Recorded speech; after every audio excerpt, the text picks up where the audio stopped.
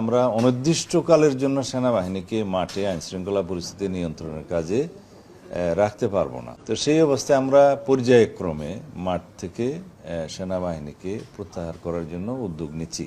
আমরা ওই বিষয়ে কালকে কোনো প্রেস ব্রিফিং করিনি, তারপরেও দুই একটা পত্রিকায় যেগুলো নিউজ এসছে আমি দেখছি, যেমন আমার দেশে বোধহয় একটা নিউজ এসছে।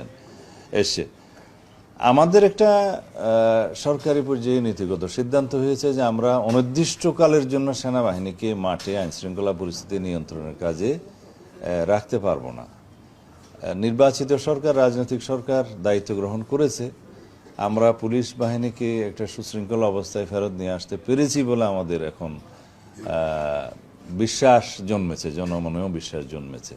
তো সেই অবস্থায় আমরা পর্যায়ক্রমে মাঠ থেকে সেনাবাহিনীকে প্রত্যাহার করার জন্য উদ্যোগ নিচ্ছি। এই কথা সত্য, তবে সেটা আমরা কিভাবে করব সেটা পুলিশ এবং সেনাবাহিনী এবং অন্যান্য সংস্থাগুলো বসে তারা পর্যায়ক্রমে সে ব্যবস্থাটা নেবে।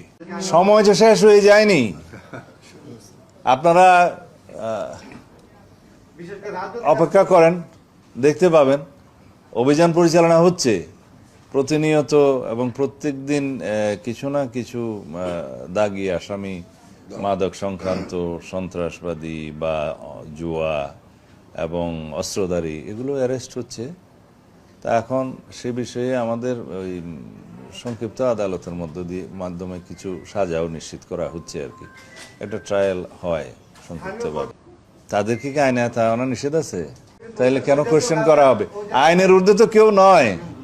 আমরা সঠিকভাবে তালিকা প্রণয়ন করে অভিযানে নেমেছি। কোথাও কোথাও যৌথ অভিযান চলছে এবং আইন প্রয়োগকারী সংস্থাগুলো সিঙ্গেলি অপারেশন করছে।